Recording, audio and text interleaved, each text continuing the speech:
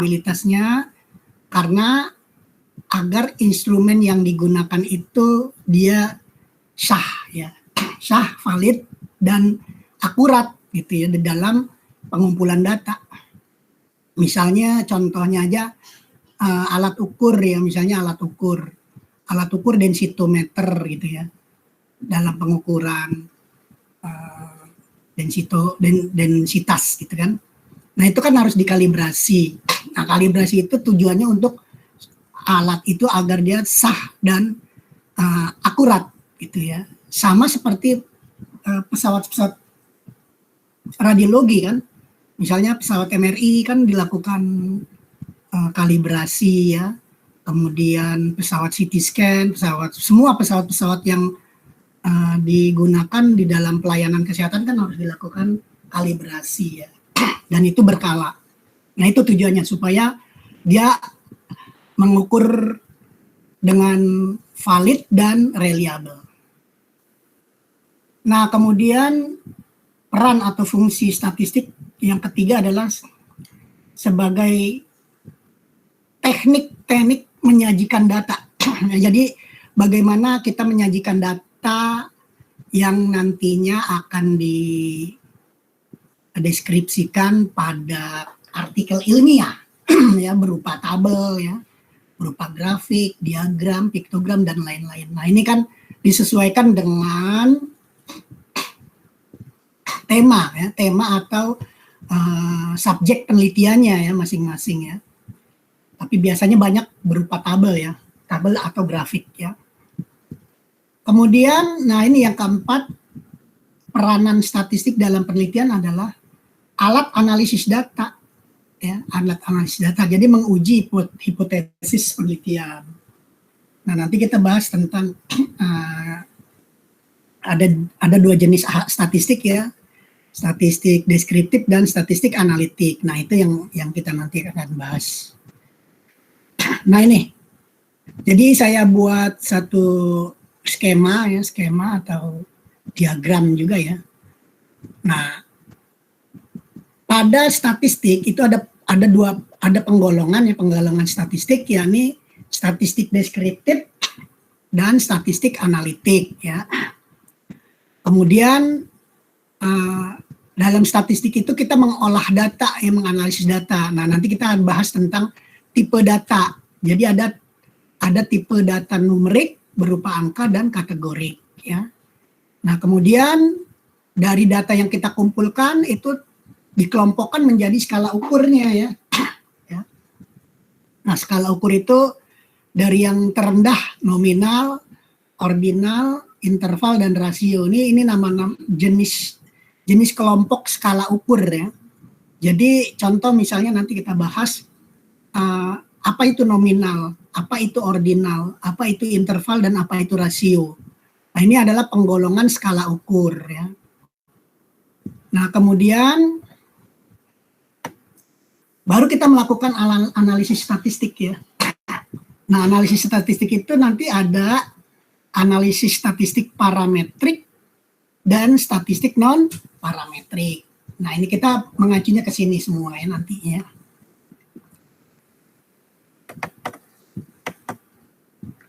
Baik, nah ini kan tadi ada dua ya, statistik deskriptif dan analitik ya. Jadi penggolongan statistik itu ada dua. Statistik deskriptif yang berarti adalah mengumpulkan, ya, jadi statistiknya ini dia pembahasan deskriptif itu adalah mengumpulkan, mengolah, menganalisis, menyajikan ya dengan tabel atau diagram agar mudah dimengerti. Jadi sebatas mengumpulkan, mengolah, menganalisis dan menyajikan ya, berupa tabel atau diagram atau deskriptif ya. Jadi sifatnya dia deduktif ya. Dari yang umum menjadi khusus ya, deduktif ya. Jadi mengumpulkan data-data secara umum ya. Kemudian diolah, dianalisis, kemudian disajikan dalam bentuk tabel secara khusus ya.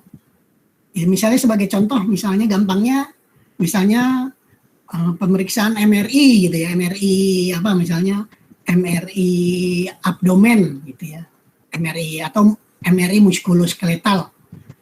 Nah, jadi pertama mahasiswa atau si peneliti ini mengumpulkan dulu dari data umum kan, data-data umum dari berbagai referensi, kemudian dikumpulkan, kemudian diolah, dianalisis.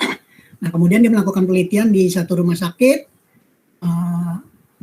yang spesifik kan tentang misalnya MRI muskuloskeletal. Nah, dapatlah data. Nah, kemudian baru disajikan dalam bentuk paparan ya, hasil penelitian. Nah, hasil penelitian ini kan spesifik khusus yang berlaku di rumah sakit tersebut. Ya, jadi dari beberapa referensi kemudian diolah, kemudian dianalisis dan disajikan menjadi satu kemasan teknik pemeriksaan MRI muskuloskeletal di rumah sakit misalnya Gatot Subroto misalnya. Gitu. Jadi yang disajikan itu adalah spesifik, deskriptif. Jadi menguraikan, ya, mendeskripsikan, memaparkan tentang pemeriksaan MRI di rumah sakit Gatot Subroto. Nah, itu diperoleh dari mana ya? Dari yang umum tadi, dari beberapa referensi, sehingga dirumuskanlah nih SOP rumah sakit Gatot Subroto di dalam melaksanakan MRI seperti ini. Nah, itu apakah nanti sama di rumah sakit lain? Belum tentu, ya kan? Karena itu spesifiknya di Gatot Subroto. Gitu. Nah, itu deskriptif. Jadi kalau misalnya penelitian yang tidak deskriptif ya cuma itu seperti itu ya. Jadi deduktif ya, dari yang umum menjadi khusus ya. Dari pemeriksaan yang secara umum dianalisis, diolah dan dideskripsikan menjadi khusus atau spesifik. Beda dengan inferensial ya. Nah, kalau inferensial itu tindak lanjut dari statistik deskriptif ya. Nah, ini apa yang dimaksud dengan tindak lanjut statistik deskriptif ya, berhubungan dengan penarikan kesimpulan dari populasi dan prediksi dan estimasi. Jadi inferensial atau yang kita kenal dengan analitik itu dari yang khusus dari sampel itu nanti diolah, kemudian dianalisis, disimpulkan menjadi umum gitu ya. Beda ya, kebalikannya ya. Kalau deskriptif dari umum ke khusus, kalau inferensial dari khusus menjadi umum gitu ya. Nah, ini penelitiannya bisa jadi di beberapa rumah sakit ya. Misalnya di Gatot Subroto, di rumah sakit RSCM, di Pertamina, di mana-mana misalnya ya. Nah, misalnya tentang pemeriksaan MRI muskuloskeletal. Oh, di si A, si B, si C, si D gitu ya. Sampai banyak gitu ya. Oh, nanti kita kumpulkan datanya. Dari data itu diolah ya, kemudian dianalisis ya, kemudian baru disimpulkan. Oh, ternyata pemeriksaan MRI muskuloskeletal di rumah sakit wilayah Jakarta seperti ini. Nah, jadi digeneralisir ya. Digeneralisir, diumumkan ya. Jadi menjadi satu pemeriksaan yang umum gitu ya. Dari beberapa rumah sakit. Nah, itu yang namanya inferensial ya. Jadi inferensial itu yang kita kenal dengan statistik analitik memerlukan sampel ya. Nah, ini. Nah, kalau deskriptif dia spesifik ya, khusus ya, dari umum menjadi khusus. Oke. Kita lanjut. Ada yang masuk ya?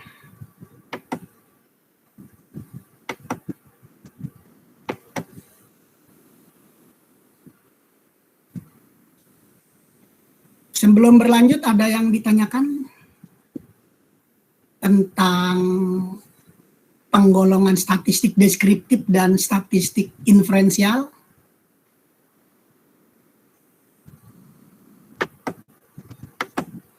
Ya, jadi nanti pengolahan statistik seperti itu ya. Jadi analisis datanya seperti apa? Apakah analisisnya deskriptif ataukah analisisnya inferensial ya? Oke, kita lanjut. Baru berapa tuh? Baru 3 ya. baru 3 slide ya. Nah, kita masuk ke tipe data nih. Tadi kan ini di sini nih. Tadi kan saya jelasin yang pertama ya. Dan sekarang baru ke tipe data nih, baru yang kedua nih ya.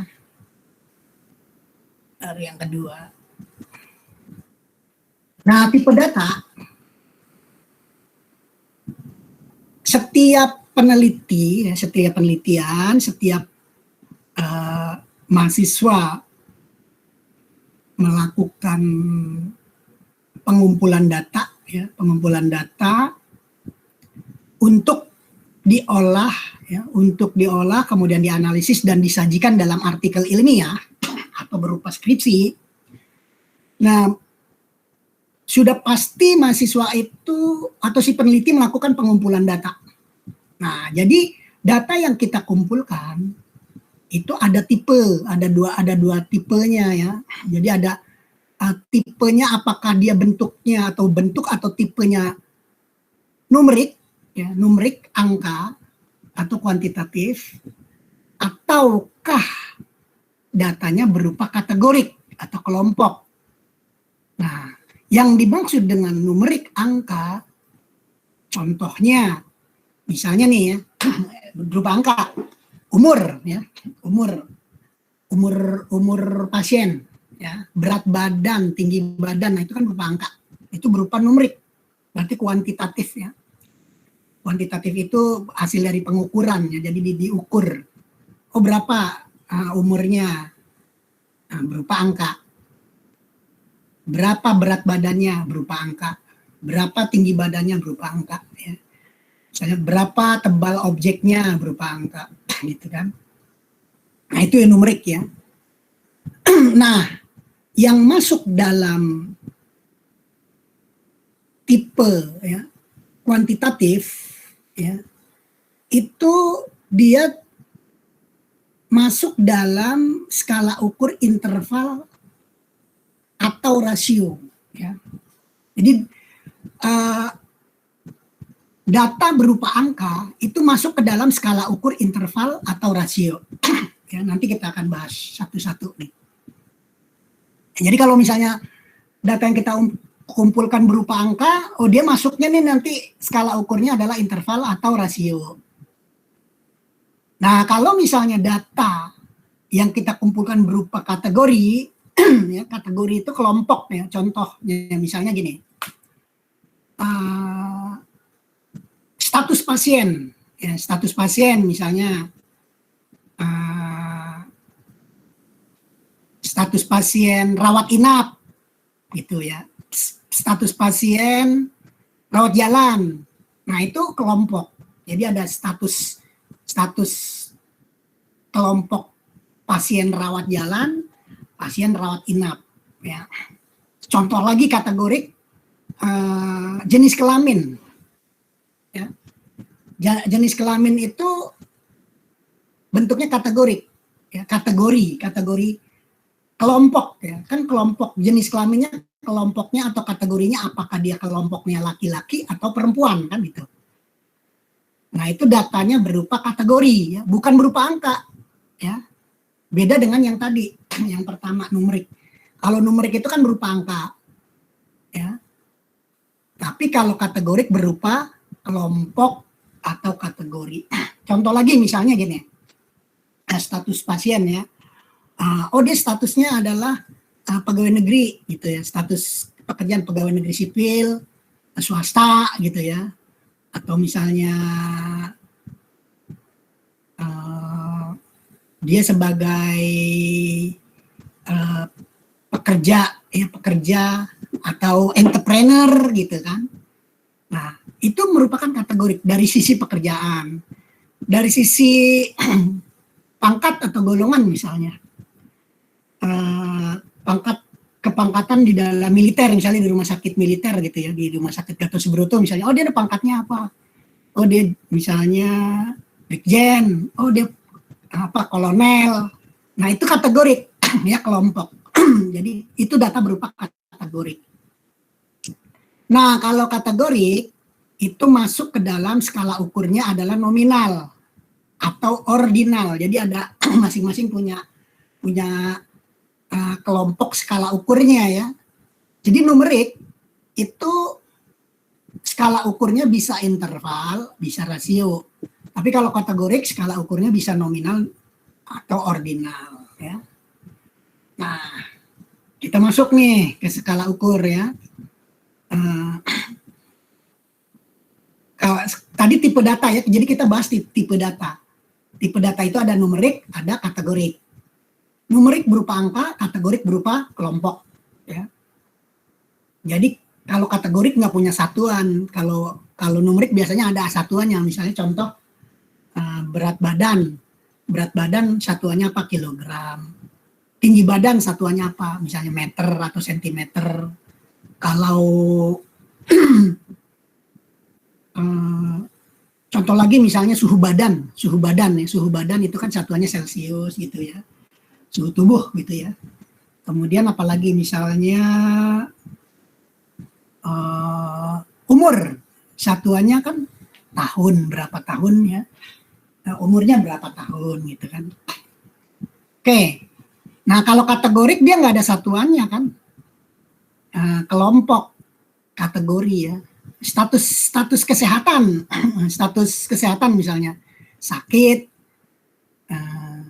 sehat gitu kan, sakit sehat gitu kan, atau misalnya nanti berupa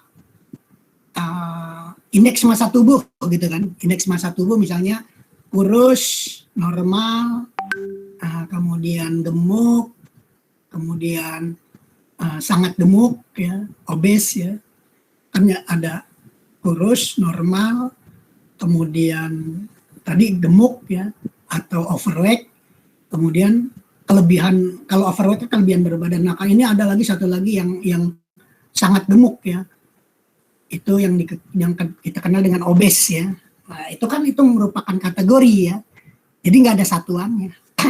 Oke, kita lanjut ke skala ukur. Tadi ya skala ukur itu ada 4 ya. Kan ini interval, rasio, nominal, ordinal ya. Kita dari yang terendah ya. Jadi yang terendah itu skala ukurnya adalah nominal. Kemudian ordinal. Masuk lagi. Nah, ini yang ya termasuk data kualitatif ya, nominal dan ordinal. Kemudian ada interval dan rasio. Nah, interval dan rasio ini termasuk data kuantitatif atau numerik ya, berupa angka. Baik, satu-satu kita bahas. Apa itu skala nominal? Skala nominal adalah skala yang tidak mempunyai jenjang. Jadi dia masuk dalam kategori ya. Dia hanya membedakan sub kategori secara kualitatif ya, kualitatif. Misal jenis kelamin tadi ya, laki-laki, perempuan, suku Jawa, Sunda, Ambon dan lain-lain. Kemudian apalagi yang dia hanya membedakan kategori saja ya. Jadi tidak mempunyai jenjang. Artinya tidak ada derajat ya. Tidak ada kelas, tidak ada perbedaan ya. Maksudnya perbedaan, jadi dia setara gitu ya, artinya setara. Laki-laki dan perempuan setara gitu ya, setara. Jadi tidak ada yang lebih tinggi ataupun lebih rendah gitu maksudnya. Nah, dalam hal suku juga ya, mau Jawa, Sunda, Ambon ya, Maluku dan lain-lainnya, Papua, itu sama, setara gitu ya. Jadi itu yang namanya skala nominal. Jadi dia hanya membedakan, oh misalnya ada 100 ya, contohnya misalnya ada 100 sampel berdasarkan jenis kelamin. Oh ternyata ada 50 laki-laki dan 50 perempuan. Berarti kan ada kelompok laki-laki dan kelompok perempuan gitu ya, dari jenis kelamin. Nah itu yang dimaksud dengan skala nominal. Jadi tidak ada perbedaan antara laki-laki dan perempuan. Statusnya setara ya, setara. Oke. Nah, masuk ke skala ordinal. Skala ordinal ya diartikan bahwa skala yang membedakan subkategori, ya. Nah, jadi ada perbedaan nih, ada subkategori kan, ada kelompok. Nah, tetapi antar kelompok itu ada urutan atau ada jenjangnya, ya. Ada urutan atau jenjang, ya. Ada kelasnya gitu ya, ada klasifikasinya. Tapi tidak mempunyai jarak antar urutan, ya. Jadi dia ada subkategori, ya, ada kelompok, ada urutannya, tapi tidak ada jarak antar urutan. Misalnya gini, pendidikan, ya, pendidikan pasien, ada yang SD, SMP, SMA. Nah ini kan dia antara SD, SMP, SMA dia kan berbeda kan, tingkat pendidikannya antara SD, SMP, dan SMA. Nah antara SD, SMP, dan SMA itu kan SD lebih dari tingkat pendidikannya, dia lebih rendah dari pendidikan SMP kan gitu, dari sisi pendidikannya ya. Nah kemudian tingkat SMP itu dia di bawah SMA gitu kan.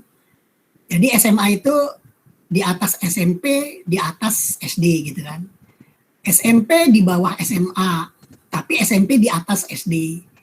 SD di bawah SMP dan di bawah SMA. Tapi dia nggak ada jaraknya ya.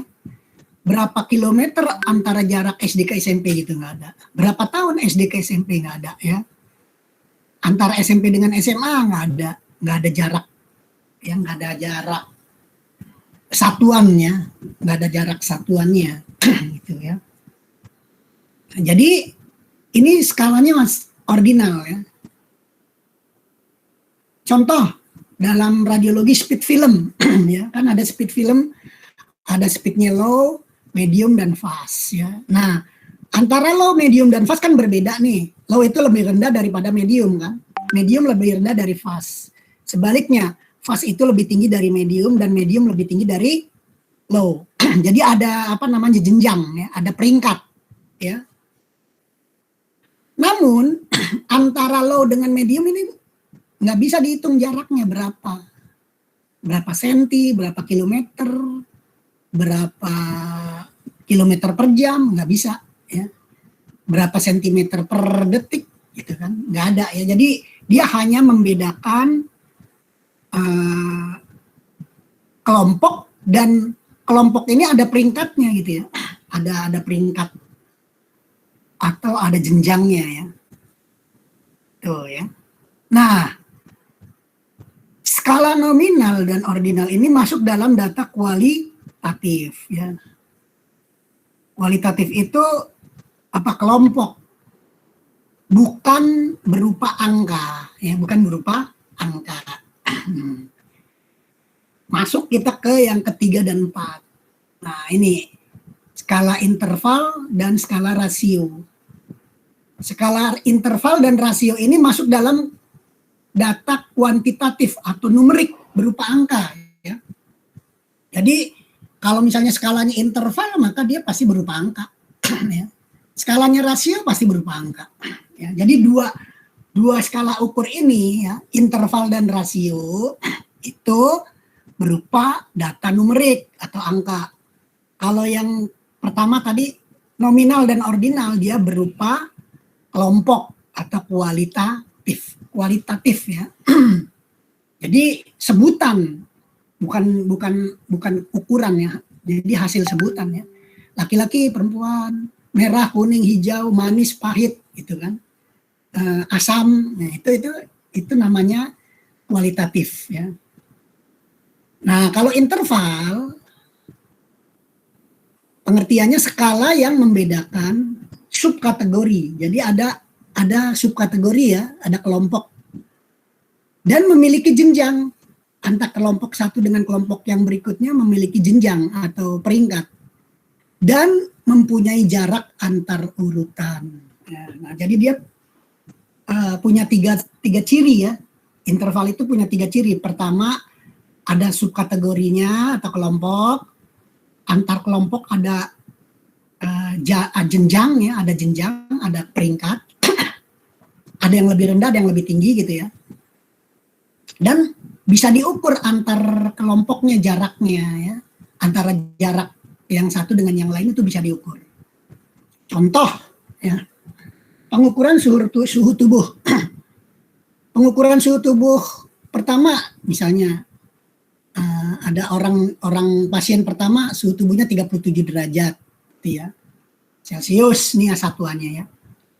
Nah, ternyata ada pasien kedua suhu tubuhnya adalah 40 derajat Celcius.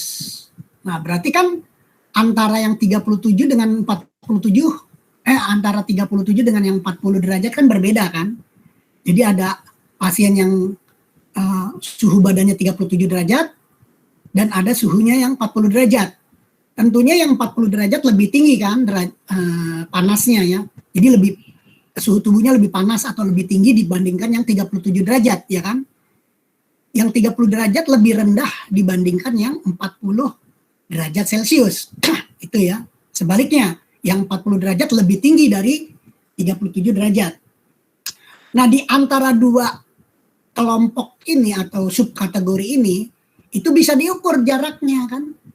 Berapa perbedaannya antara yang suhu tubuh pertama dengan suhu tubuh pasien kedua, yakni 3 derajat Celcius gitu kan. Maka dapat dikatakan temperatur tubuh 2 lebih panas 3 derajat Celcius dari pasien yang kedua gitu ya. Atau sebaliknya, pasien pertama suhu tubuhnya lebih rendah dibanding pasien yang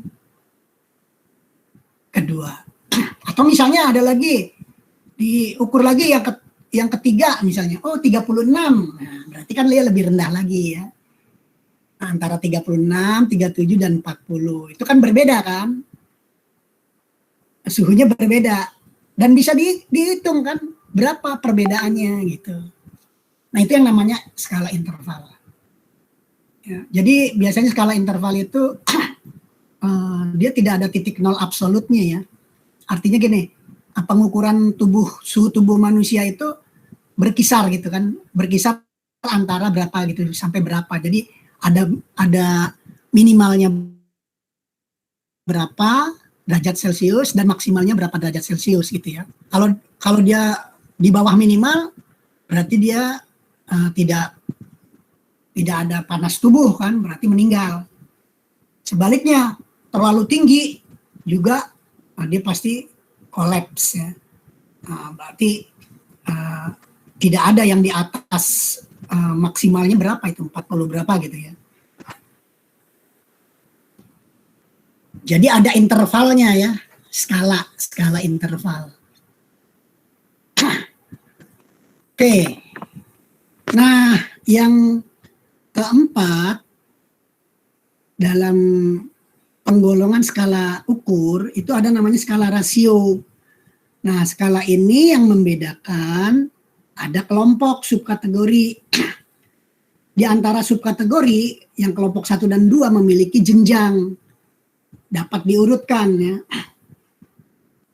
Atau ada peringkat. Nah, kemudian antara kelompok itu bisa diukur jaraknya ya. Misalnya kelompok 1 ada 3 kelompok 1, 2 dan 3 gitu ya. Nah, ini nanti antara kelompok 1 dengan kelompok 2 itu bisa diukur berapa jaraknya atau hasil ukurnya ya. Kemudian antara kelompok 2 dan 3 bisa diukur jaraknya ya. Dan urutannya itu bertingkat gitu ya. Bisa ada kelompok 1, kelompok 2 dan kelompok 3 ya. Nah, kemudian antara kelompok yang satu dengan yang lain itu bisa dibandingkan ya, bisa dibandingkan. Bandingkan atau dirasiokan, makanya disebut skala rasio. Contoh, kelompok A beratnya 30 kilo. Kelompok B beratnya 60 kilo. Kelompok C beratnya 90 kilo. Ini kan ada 3 kelompok ya.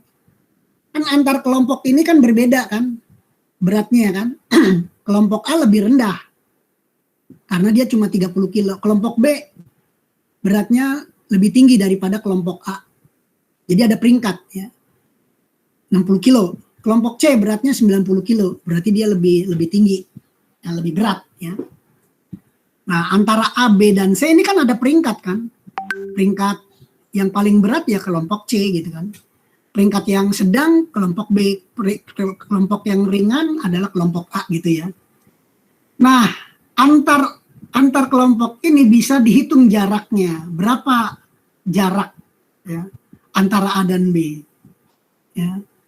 Atau berapa perbedaannya ya antara A dan B. Ya, antara A dan B berarti perbedaannya atau jaraknya adalah 30 kilo kan, 60 dikurang 30.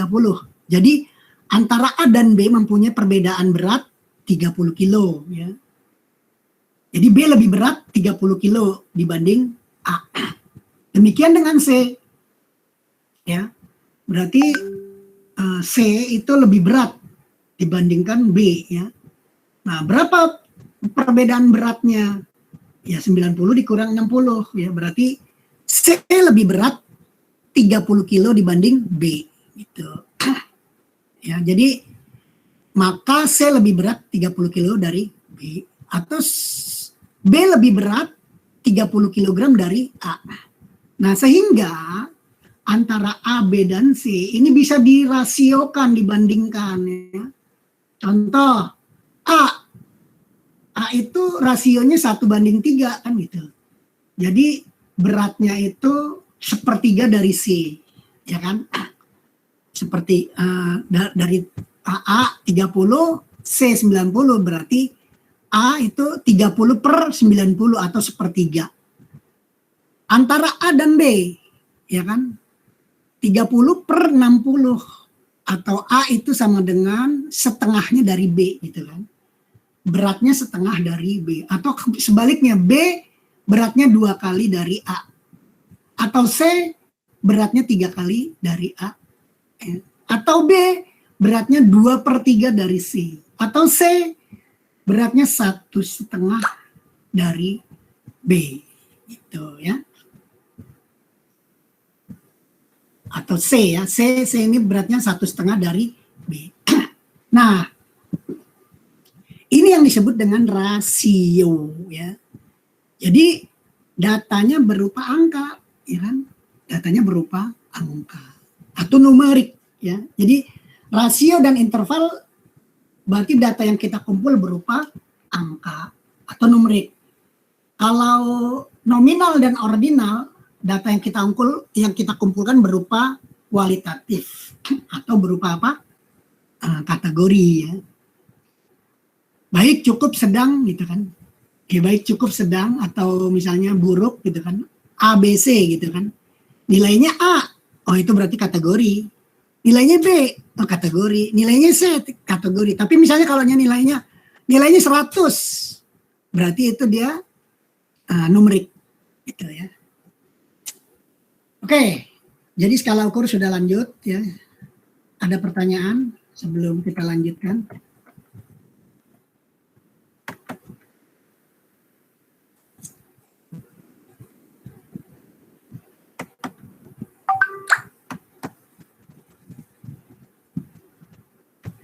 Gimana? Ada pertanyaan? Sebelum saya lanjutkan ya. Jadi sebelum saya lanjutkan nih, saya simpulkan dulu ya. Bahwa statistik itu adalah pengumpulan data. Setelah kita kumpulkan, kita olah. Kita analisis, kita simpulkan, kita sajikan dalam bentuk misal berupa tabel atau uraian ya. Nah, data yang kita kumpulkan itu ada 2 kelompok. Data itu apa berupa angka atau berupa kategori ya. Nah, kalau berupa angka, nanti skala ukurnya ada 2 tuh. Apakah dia skala ukurnya rasio atau interval ya.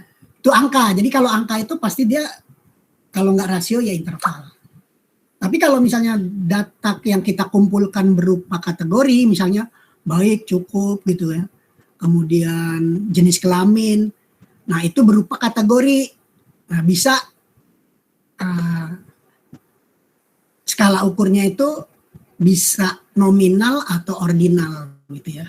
Jadi ada 4 skala ukur ya. Nominal, ordinal, interval dan rasio ya. Nah, kalau misalnya saya tanya, kalau misalnya umur masuk skala ukur apa?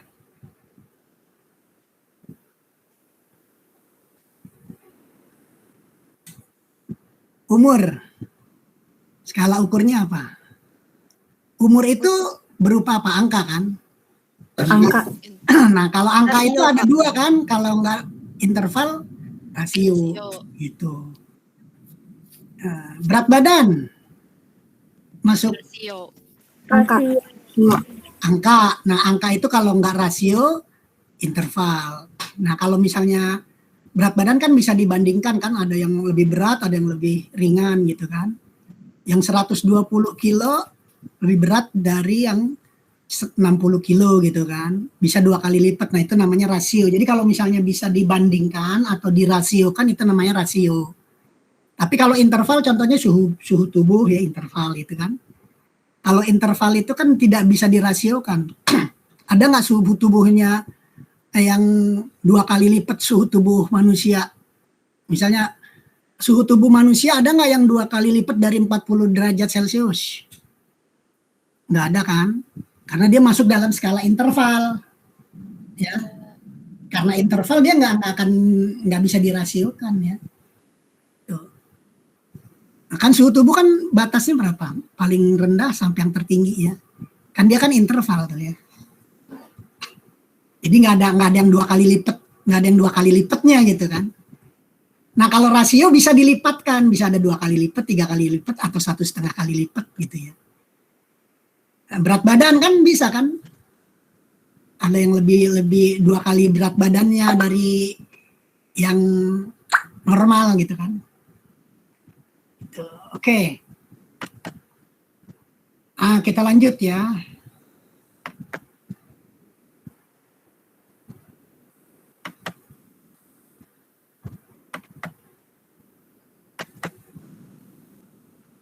Kita lanjut yang tadi.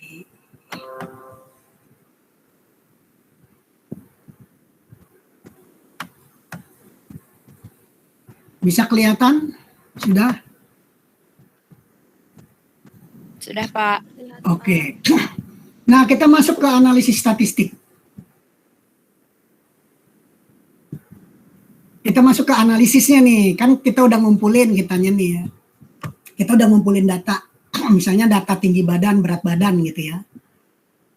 Nah, kita masuk ke dalam data yang kita kumpulkan itu berupa data interval atau rasio gitu ya. Atau angka ya. Jadi interval atau rasio ini masuknya ke dalam numerik ya. Di sini pasien pulang. Ini ya.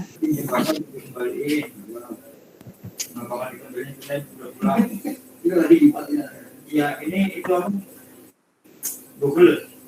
Ya, ini yang nggak apa-apa berarti ini yang ini. Oke, ini ada yang bocor ya. Ini yang argumen yang kita hari. Baik, kita lanjut ya. Dalam analisis statistik itu ada dua kelompok lagi ini ya. Ada namanya analisis statistik parametrik, ada statistik non parametrik ya. Nah, apa yang dimaksud dengan statistik parametrik? Nah, statistik parametrik data yang dikumpulkan berupa data interval atau rasio ya.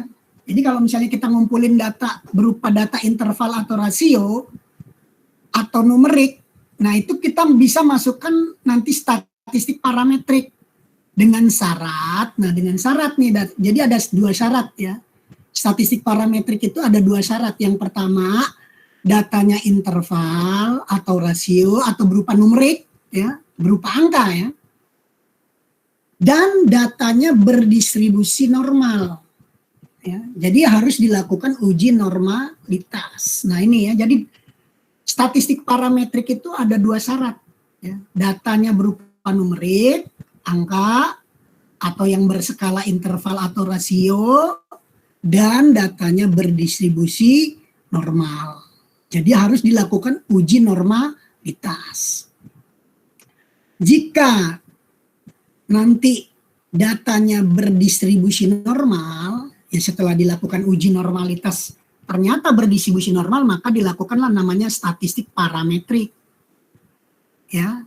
Tapi kalau misalnya dia tidak berdistribusi normal, maka dia lakukan uji statistik non parametrik. Ya. Nah, jadi ada 2, statistik parametrik dan statistik non parametrik. Nah, apa syaratnya statistik non parametrik?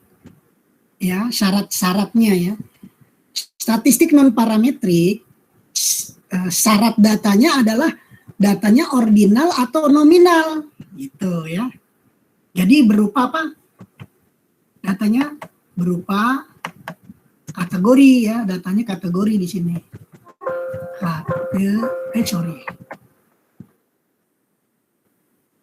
Kategori ya, kategori.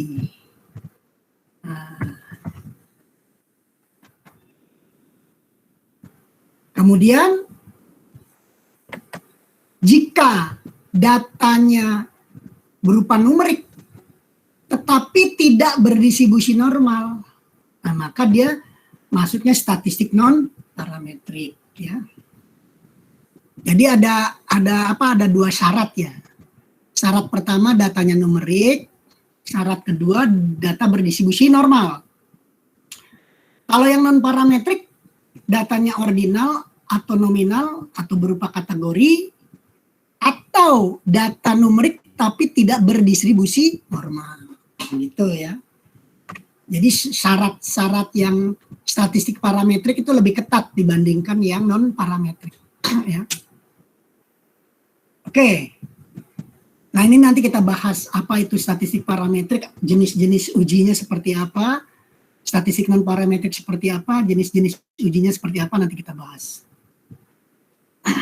Nah kemudian di dalam analisis data itu ada tiga macam analisis data ya. Yang pertama analisis univariat ya, univariat atau yang kita kenal dengan analisis deskriptif ya. Jadi ada analisis deskriptif, ada analisis bivariat, itu yang kita kenal dengan analitik ya, analitik ya. Jadi analisisnya analitik ya. Di sini nih, maaf nih, analitik ya. Bivariat itu ini akan menghitung atau menganalisis perbedaan ya. Jadi ada perbedaan variabel ya, atau hubungan ya, hubungan 2 variabel ya, atau pengaruh 2 variabel. Bivariat itu B itu 2 ya, 2 variabel ya. Misalnya contohnya gini, adakah perbedaan kualitas gambar antara Cliff Angel 90 dan 180 pada pemeriksaan MRI gitu ya. Nah, berarti ada perbedaan gitu ya. Kita akan menganalisis perbedaan 2 variabel tadi ya, yang satu 90 derajat, yang satu 180 derajat. Ya. Nah, itu analitik. Atau misalnya adakah hubungan antara tebal objek dengan kualitas gambar gitu ya. Apakah ada hubungan antara ketebalan objek dengan kualitas gambar ya. Nah, itu nanti dilakukan uji analisis ya. Yang namanya bivariat. Jadi antara ketebalan objek dan variabel kualitas gambar. Nah, Kalau yang ketiga analisis multivariat, ini gabungan. Jadi dia lebih dari dua ya. Misalnya gini, adakah hubungan antara ketebalan objek, slice thickness, dan satu lagi yang berkaitan dengan kernel ya. Adakah hubungan antara ketebalan objek atau ketebalan pasien, slice thickness, kernel dengan kualitas gambar gitu. Nah, itu kan multivariat. Jadi ada beberapa variabel ya dihubungkan gitu ya. Atau adakah pengaruh gitu ya tadi ya, ketebalan objek, slice thickness, kernel, ya, window weight misalnya, window level terhadap kualitas gambar. Nah, itu jadi lebih dari beberapa variabel ya. Nah, jadi ada variabelnya tidak dua, tapi lebih dari dua atau gabungan. Multi, namanya multivariat. Ya. Oke, nah ini di dalam statistik itu ada 3 jenis atau 3 macam analisis ya. Univariat, bivariat, dan multivariat. Nah ini masing-masing mempunyai nama ujinya ya, jadi masing-masing punya nama uji nanti. Pakai uji apa gitu ya? Apakah pakai uji T ya, uji ANOVA, apakah uji regresi linier, apakah uji korelasi ya?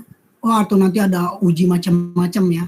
Ada uji Kruskal-Wallis, ada uji Mann-Whitney, kemudian ada uji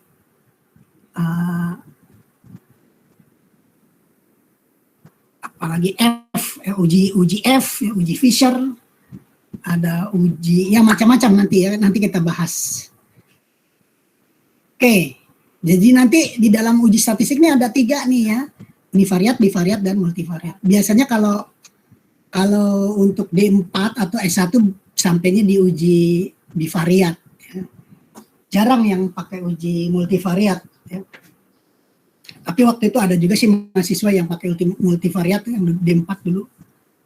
Mahasiswa USG ada juga. Oke, kita lanjut. Nah,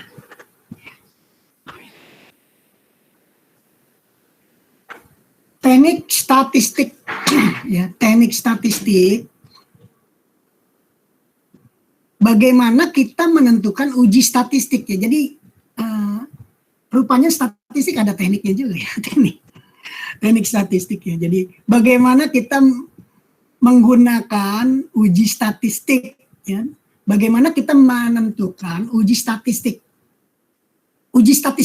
Uji statistik mana yang cocok dengan penelitian yang digunakan gitu ya. Atau uji statistik mana yang cocok dan tepat untuk digunakan pada penelitian gitu ya. Nah, jadi bagaimana kita menentukan teknik statistiknya? Pertama, kita harus tahu data yang dianalisis tadi kan. Data yang kita analisis itu yang kita kumpulkan apakah numerik atau kategorik gitu ya. Jadi dari awal kita sudah tentukan itu di dalam proposal penelitian kan. Oh, data yang akan kita kumpulkan atau mahasiswa kumpulkan datanya berupa numerik, berarti berupa angka gitu kan. Apa saja data berupa angka tadi, misalnya berat badan, tinggi badan, size thickness gitu kan. Apalagi gitu yang berkaitan dengan angka.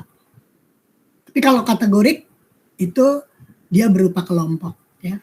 Nah, jadi di dalam uji statistik kita sudah harus tentukan dulu nih data yang kita kumpulkan yang akan dianalisis berupa apa ya, numerik atau kategorik. Tadi kan numerik itu ada 2 kan, interval atau rasio. Kalau kategori juga ada 2, apakah nominal ataukah ordinal ya.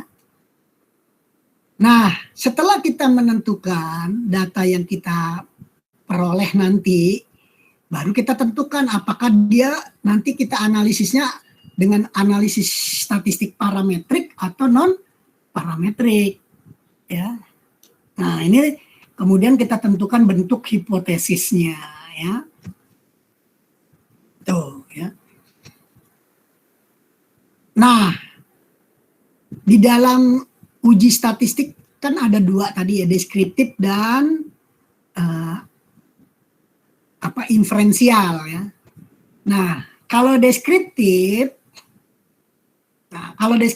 itu nanti dia hanya kita kumpulkan datanya, kemudian kita olah, udah kita deskripsikan, ya. Nah, itu namanya statistik deskriptif. Jadi nanti kita cuma hanya menjabarkan. Nah, kalau komparatif kita melakukan perbedaan. Jadi ada dua sampel, itu ada yang berhubungan, ada yang saling lepas, gitu ya. Ada dua sampel, ada dua kelompok, ya. Nah, ada yang lebih dari dua kelompok. Jadi perbedaan, misalnya perbedaan metode A dengan metode B, itu kan dua kelompok. Misalnya perbedaan metode A, B, dan C, berarti lebih dari dua kelompok. Nah, itu nanti kita namanya uji perbedaan. Nah, ada uji asosiatif atau uji hubungan, ya. Jadi ada deskriptif, komparatif, asosiatif.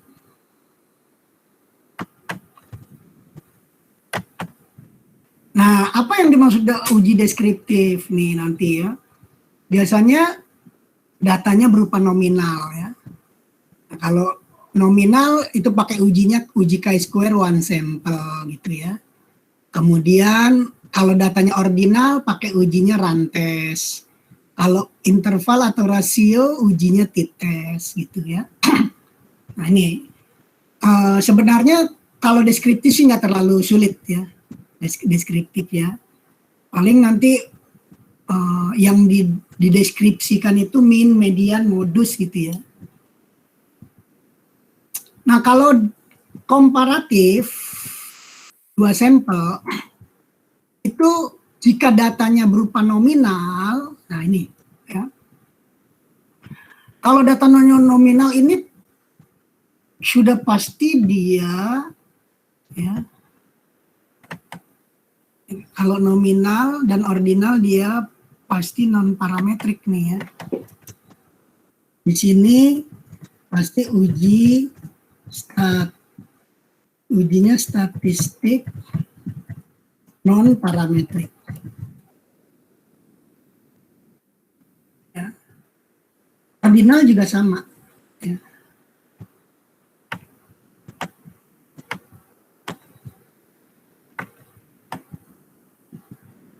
Jadi dia ujinya non parametrik, ya. Nih.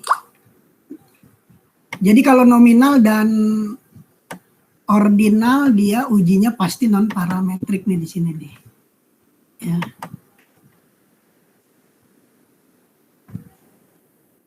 Ya, uji statistik non parametrik. Kalau yang uji statistik parametrik itu kan angka datanya berupa numerik, ya. Datanya berupa numerik atau misalnya berupa interval maupun rasio, ya. Nah, jadi kalau misalnya datanya berupa nominal, udah pasti uji statistiknya non parametrik. Nah, itu kalau misalnya ujinya berpasangan, kalau komparatif perbedaan itu namanya uji Max-Neymar, uji sains, ya. Kalau yang independen. Nah, kalau ordinal berpasangan itu pakai uji sains atau uji Wilcoxon. Ini nama-nama ujinya, ya. Kalau dia independen saling lepas, namanya uji median test, Mann-Whitney, Kolmogorov-Smirnov, Wolfowitz, ya. Nah, ini nanti kita akan bahas satu-satu.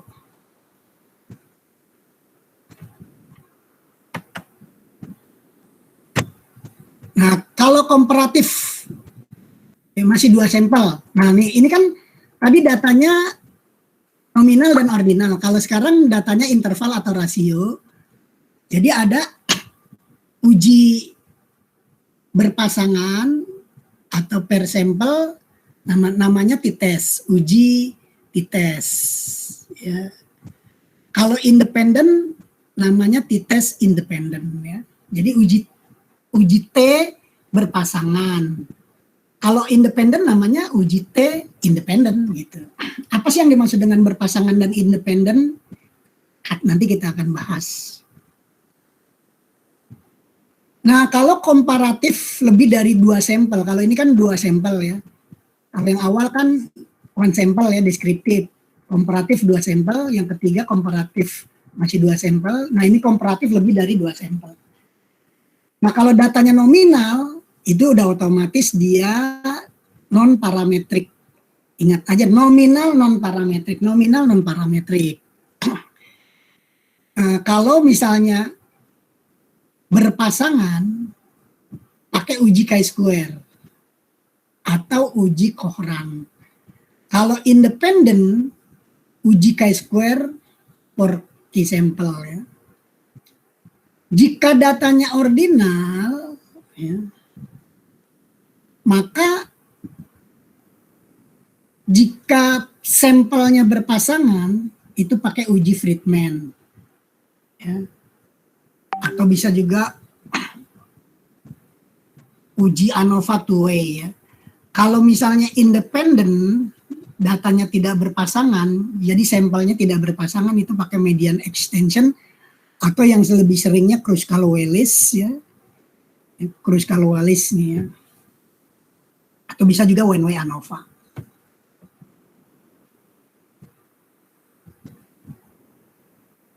Nah, ini kan kalau datanya nominal dan ordinal. Tapi kalau datanya interval atau rasio, jika sampelnya berpasangan, maka menggunakan uji one-way ANOVA, two-way ANOVA. Kalau datanya sampelnya independen, masing-masing saling lepas, itu pakai one-way ANOVA atau two-way ANOVA. Sama ya. Nah, kalau asosiatif hubungan, kalau datanya nominal, kita pakai gunakan contingency coefficient. Jadi koefisien contingency. Kalau datanya ordinal, kita menggunakan uji Spearman ya, rank correlation.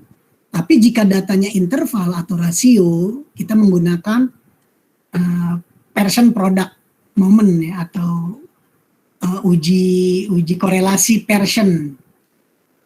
Atau juga ada multiple correlation. Atau kita gunakan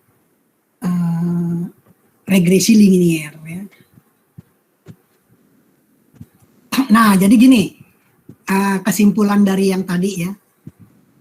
Statistik parametrik apabila data kita numerik, bisa berupa rasio atau interval, maka kalau kita menggunakan statistiknya uji beda atau judulnya perbedaan atau perbandingan atau komparatif, maka kita bisa menggunakan uji T ya, 1 sampel uji T, 2 sampel atau kelompok berpasangan, uji T 2 sampel independen, atau uji ANOVA atau uji lebih dari 2 sampel. Nah, ini yang nanti kita bahas nih, 1, 2, 3, 4. Kalau hubungan, maka ujinya namanya uji korelasi atau uji regresi. Berarti ada 2 nih. Ya. Berarti nanti kita bahas 1, 2, 3, 4, 5, 6. Tuh, udah 6 uji ya. Nah, kalau non parametrik, ini kan parametrik, sekarang non parametrik. Ya, datanya numerik. Nah, ini ada namanya uji Wilcoxon, Mann-Whitney, Friedman, Kruskal-Wallis ya. Kalau uji Range binomial dan uji Sen ini jarang dipakai.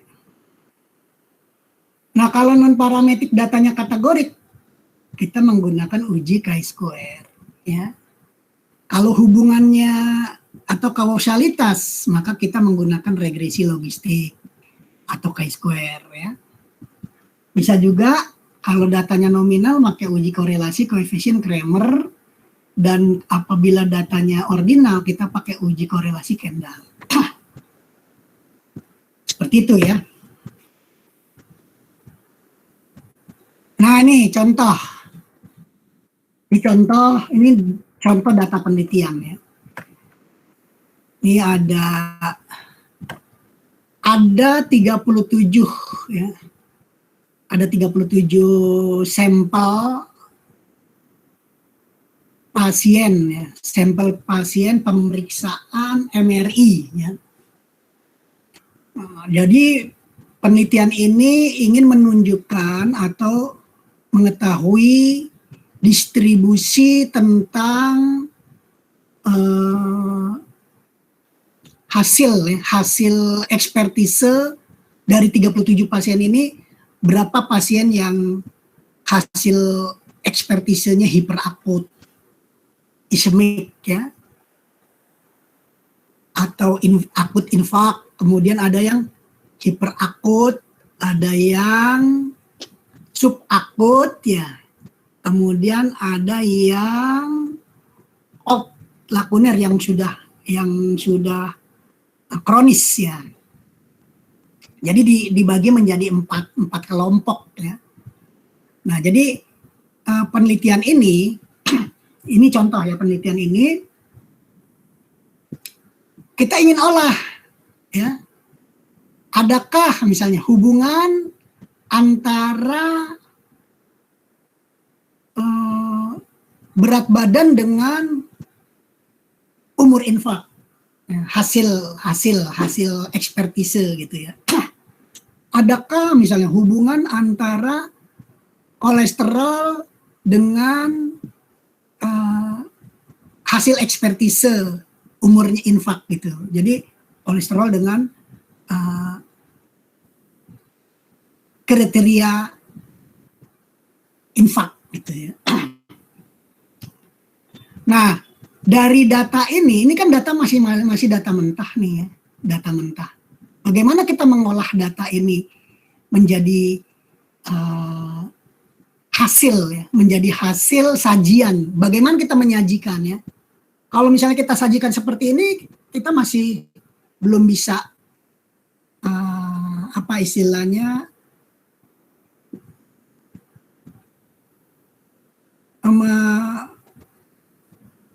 ini maksudnya apa gitu kan? Jadi data ini namanya masih data mentah, jadi belum berupa informasi gitu ya. Walaupun ada yang umurnya 70 ini kan, ada jenis kelaminnya, berat badan, tinggi badan, ya, kemudian ada sistolnya, diastolnya, kolesterol, glukosa, IMT, ya, indeks massa tubuh, hasil hasil ekspertisenya gitu ya. Nah, bagaimana kita mengolahnya? Nah, dari data ini kita bisa olah data. Nah, sebelum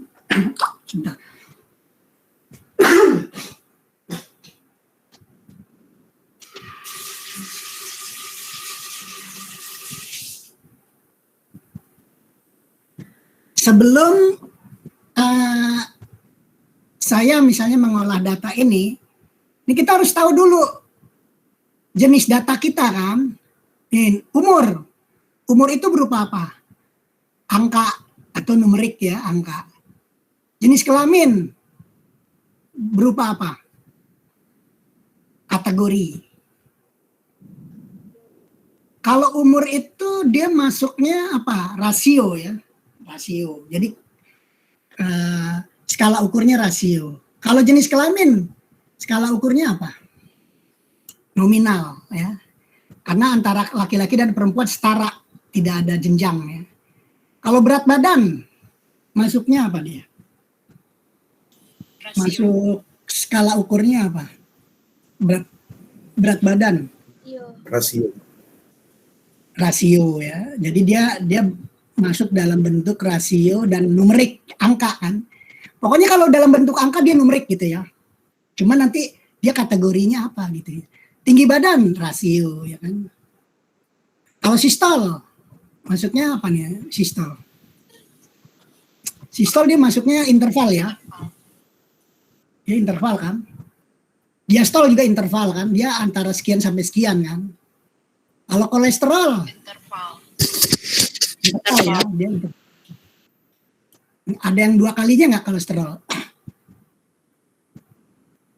Kalau misalnya ada yang bisa 2 kalinya berarti bisa rasio gitu ya.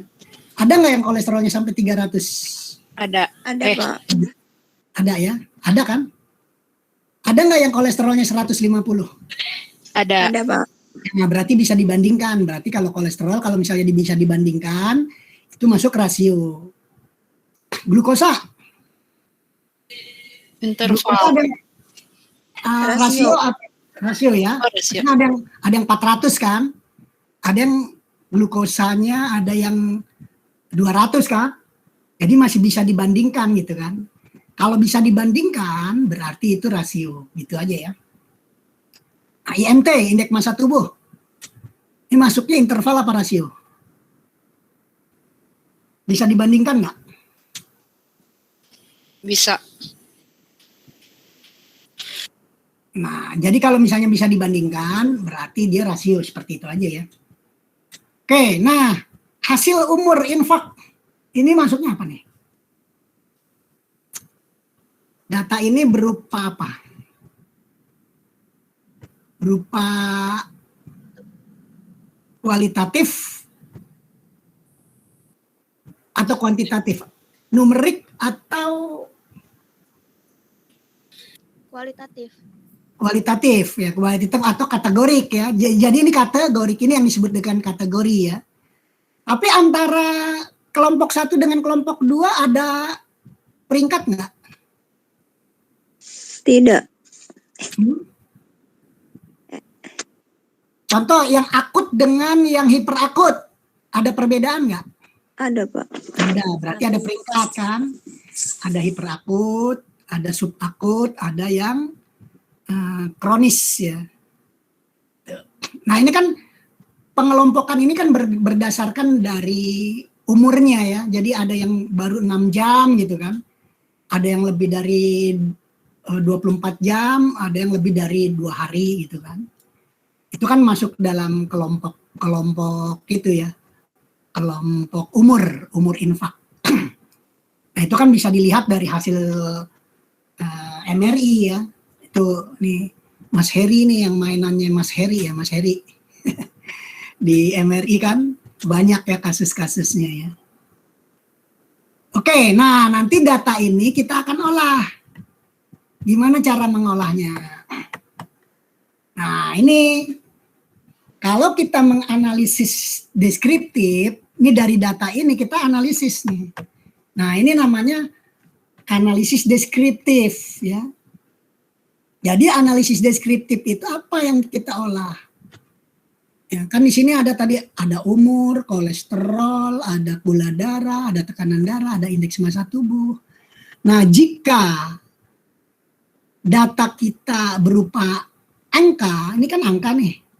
Umur angka, kolesterol angka, gula darah angka, tekanan darah, sistol angka, indeks massa tubuh angka.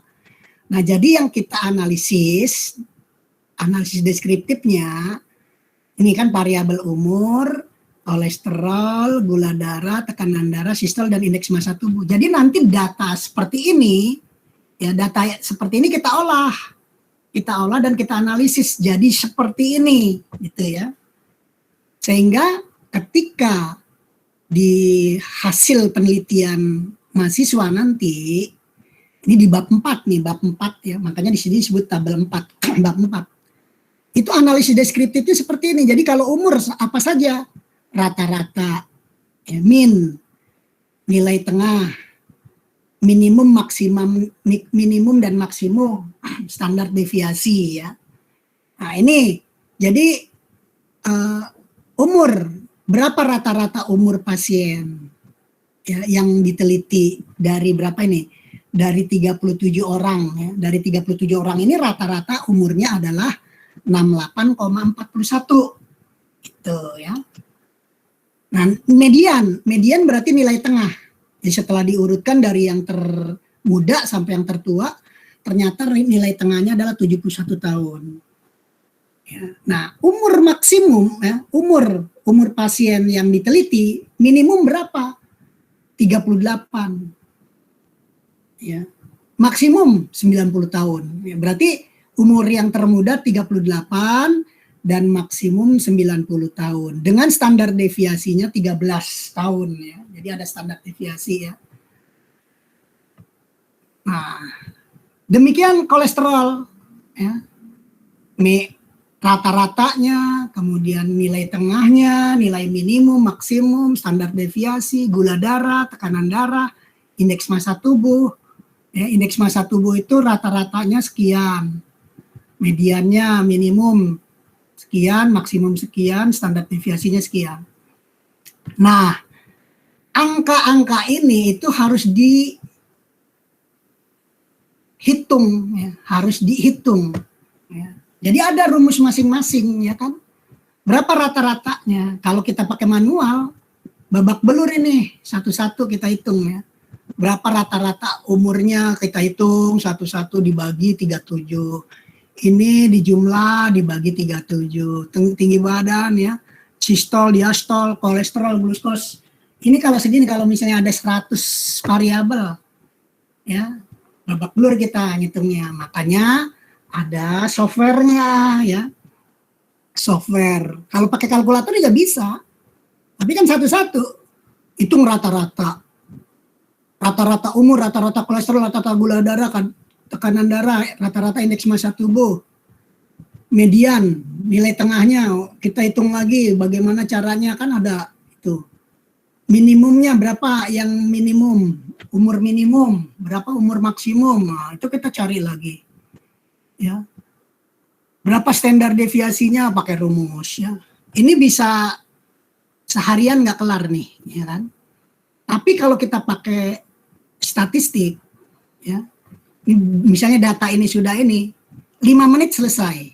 Nggak sampai 5 menit itu udah selesai. Bahkan 1 menit pun selesai ini, ya. Jadi angka-angka ini nih bisa kita peroleh dengan waktu hanya cuma 1 menit. Tapi kalau pakai manual, seharian nggak selesai. Udah gitu salah lagi ngitungnya kan, bisa saja kan salah mencet gitu kan. Tapi kalau misalnya pakai uji statistik, ya, itu sangat mudah. Nah, ini yang dimaksud dengan analisis deskriptif. Jadi nanti ketika mahasiswa melakukan skripsi, ini kalau analisis deskriptif data berupa angka atau numerik, jadi ini yang disajikan ya. Nah, jadi nanti ini tabelnya seperti ini, judul tabel, misalnya tabel 41, berarti ini tabel pada bab 4, tabel pertama nih ya. Analisis deskriptif variabel umur, kolesterol, gula darah, tekanan darah, sistol, indeks massa tubuh, kayak semua ada di sini. Nah, nanti diuraikan seperti ini gitu ya. Jadi uraian statistik deskriptifnya seperti ini. Berdasarkan tabel 41 diperoleh hasil sebagai berikut. Nah, nilai rata-rata umur sampel sebesar 68,41 tahun. Dengan median sebesar 71 tahun, nilai minimum 38 tahun, maksimum 90 tahun, dan standar deviasi 13 tahun. 2. Nilai rata-rata kolesterol sampel sebesar sekian. Nah, ini dari mana datanya? Dari sini ya. Tuh. Ini dari mana datanya? Dari sini ya. Ini datanya dari mana? Kita kumpulkan dari data sekunder, ya, data pasien. Kalau misalnya kita melakukan pengukuran langsung, berarti kita langsung tuh. Misalnya ada pasien si A nih datang, kita catat umurnya, ini kemudian kita lakukan pemeriksaannya, gitu kan, hasilnya, gitu. Nah, itu namanya data primer. Tapi kalau sekunder itu sudah ada. Ini saya ambil dari tahun 2017 nih ya, data 2017 di salah satu rumah sakit selama setahun ya. Jadi yang memang kasusnya adalah kasus stroke ya. Jadi MRI cerebral yang kasusnya adalah CVD ya. Cerebral vascular disease. Jadi kasus-kasusnya kasus-kasus CVD. Nah, kebetulan dapat saya 37 pasien ini gitu ya. Oke, nah ini namanya analisis deskriptif. Nah, ini uraiannya seperti ini ya. Nah, dari mana nih nilai-nilai ini? Nanti kita bisa peroleh dari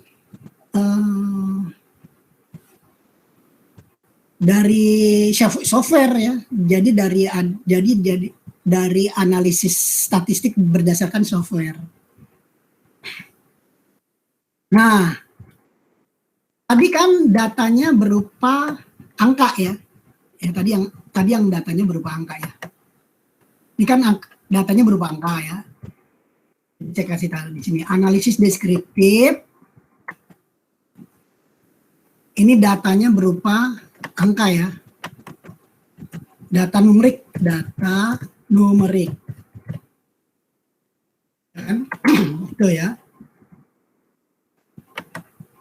Nah, ini analisis deskriptif datanya numerik. Nah, kalau datanya kategorik, nah ini seperti ini. Ya. Ya, jadi kejadian infak pada kasus CVD, cerebrovascular disease, pemeriksaan MRI ya. Nah, jadi ada kategorinya tadi kan. Kategori infak itu ada infak hiperakut, ada infak akut, ada infak subakut, ada infak yang kronis. Ini kita peroleh dari mana? Dari hasil ekspertise ini. Nih, hasil ekspertise nih kan. Hasil ekspertise dokter radiolog nih, ya, hasil umurnya. Jadi berdasarkan hasil ekspertisenya kita catat ya, kita catat. Oh, pasien nomor 1 umurnya sekian, jenis kelamin laki-laki, berat badan, tinggi badan, ini kita catat nih semuanya. Terus hasil ekspertisenya, nah kita kasih kodenya 1. Tuh, ya. Jadi ini adalah hasil dari analisis statistik deskriptif. Ya, deskriptif dengan datanya apa? Kategori ya. Yang infaknya hiperakut berapa banyaknya? Oh 8. Berapa persennya? Ya kan? Tuh. Sorry. Kemudian yang infaknya akut dari 37 pasien sebanyak 11. Ya. Nah, ini adalah tabel distribusi frekuensi ya. Nah, dari hasil, ini uraiannya seperti ini. Dari hasil analisis deskriptif tabel 42, terjadinya infak dapat diterangkan sebagai berikut. Nah, ini kan, dari 37 sampel pasien yang dilakukan pemeriksaan MRI cerebral diperoleh data yang terindikasi infak hiperakut sebanyak 8 orang atau 21,62%-nya. Dari 37 sampel yang dilakukan pemeriksaan MRI cerebral diperoleh data yang terindikasi infak akut sebanyak 11 gitu. Jadi ini adalah keterangan dari tabel ya. Nah, ini adalah merupakan statistik ya. Jadi ini merupakan rangkaian dari kegiatan statistik dari mulai pengumpulan data, kemudian pengelompokan data ya kan. Kemudian kita olah datanya, kita analisis, dan kita sajikan dalam bentuk tabel dan uraian. Ya, ini yang disebut dengan analisis deskriptif. Ya, ini nih ya, analisis deskriptif. Jadi statistik deskriptif seperti ini. Ya. Oke. Nah, baru kita beranjak kepada statistik analitik. Ya. Nah, di sini kita gunakan tabel namanya cross sectional ya, tabel cross sectional. Ya.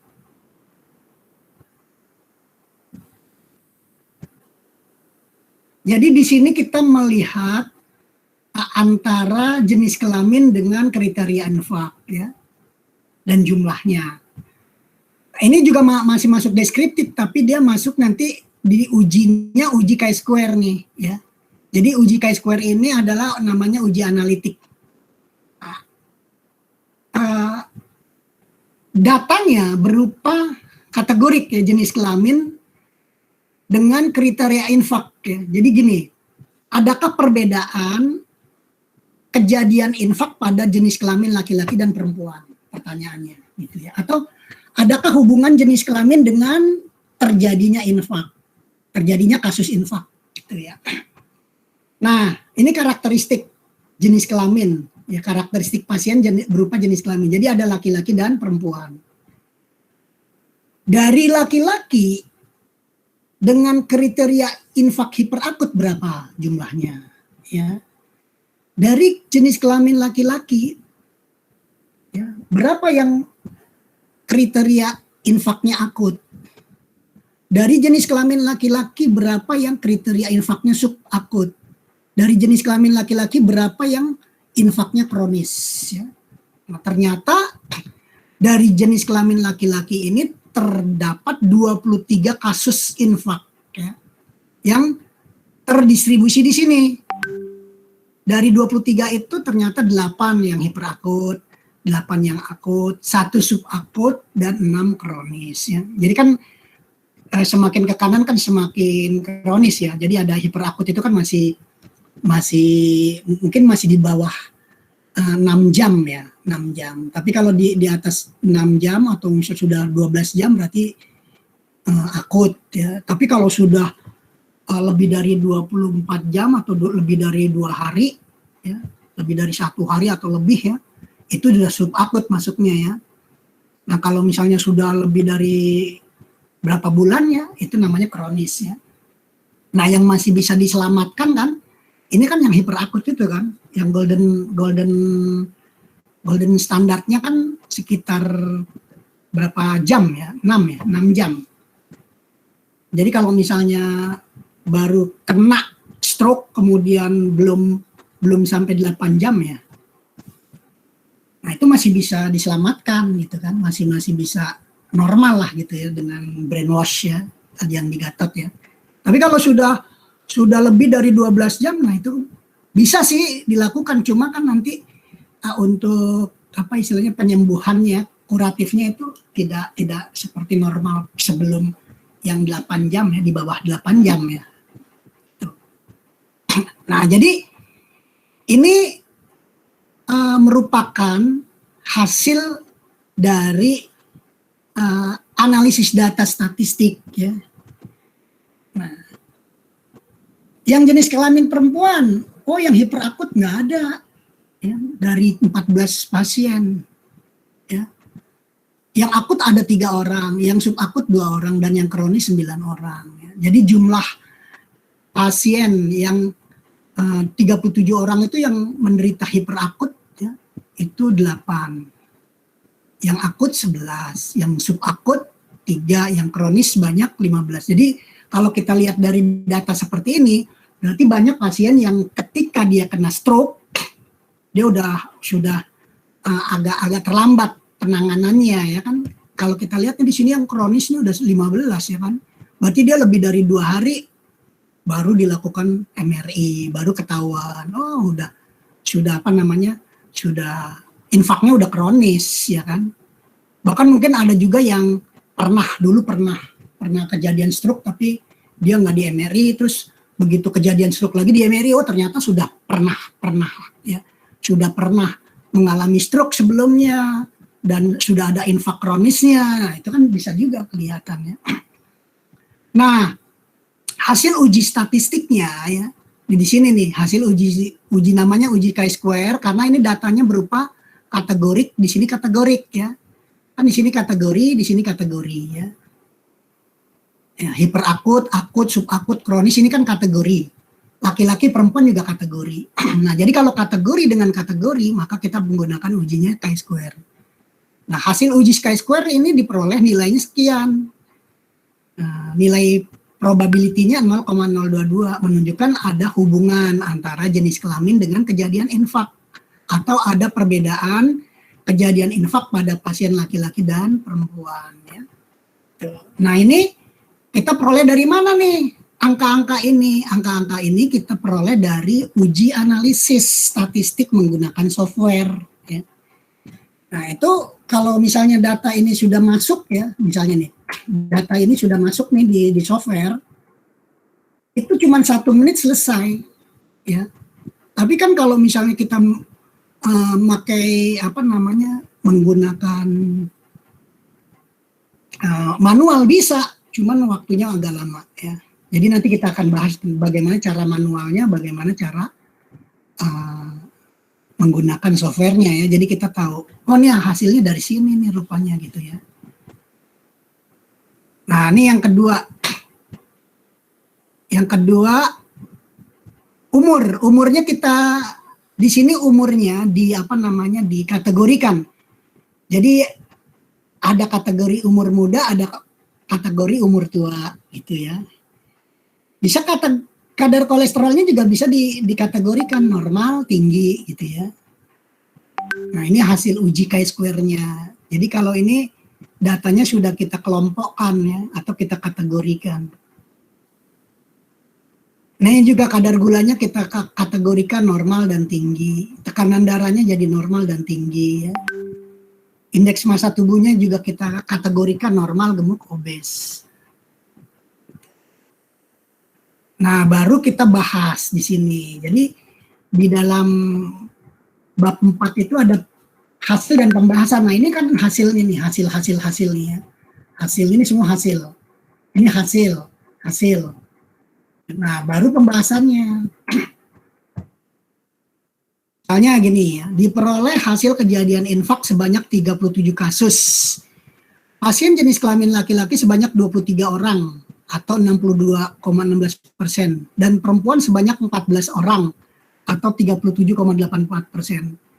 Nah, ini kita cari referensi ya.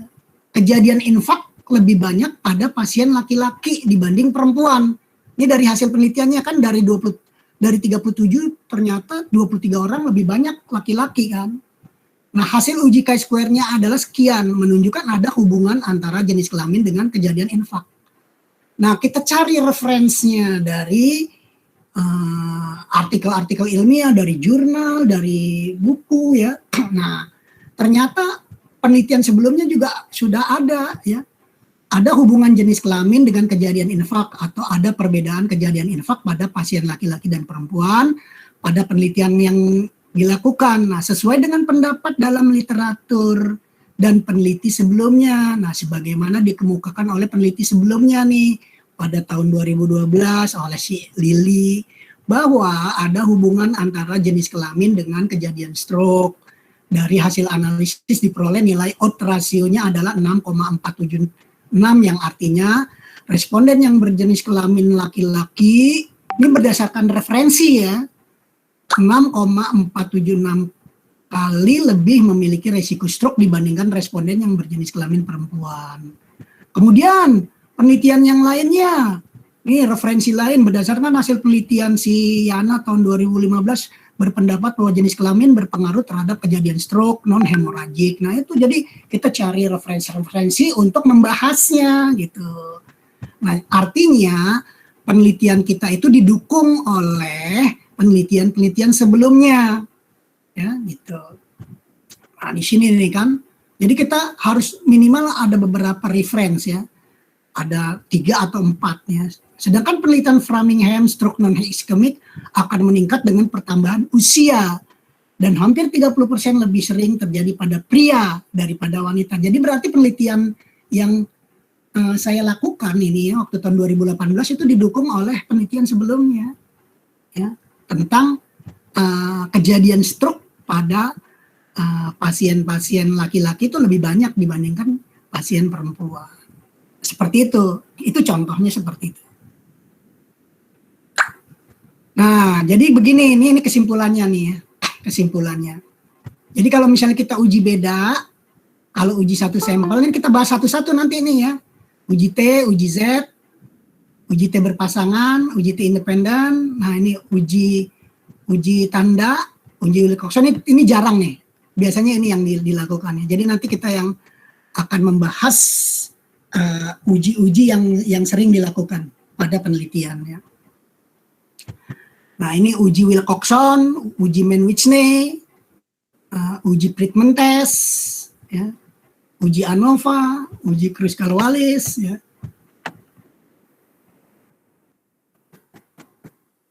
Uji korelasi, ini uji korelasi sering dipakai, ya.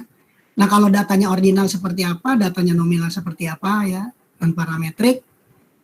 Kalau yang parametrik, ya, ujinya regresi linear sederhana. Nah, ini contoh. Nih, misalnya ada contoh berapa nih? 10. Ya, 10 data. Nah, ini kan datanya masih mentah nih. Nanti kita bisa olah data ini ya menjadi seperti yang tadi. Ya. Adakah hubungan misalnya gula darah terhadap indeks massa tubuh? Adakah perbedaan indeks massa tubuh pada jenis kelamin laki-laki dan perempuan? Ini nanti bisa diolah. Oke, cukup dulu sampai di sini ya.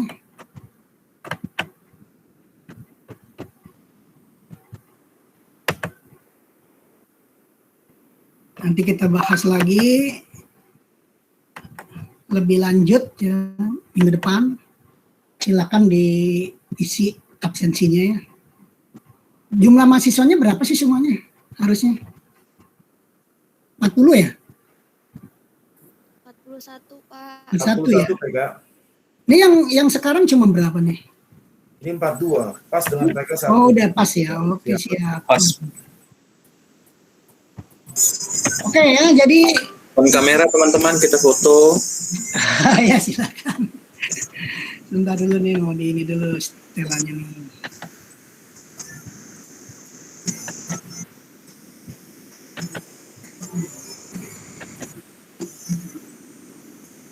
Nah, jadi semua bisa kelihatan nih, tuh. Iya, oke, siap. Tersenyum yang manis. Mas Heri nggak bisa tersenyum. Oke. Ya.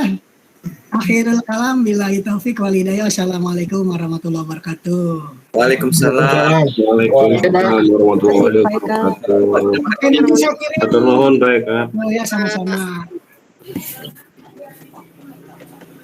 Ya, izin pamit ya. Di off ya. Ya, Pak.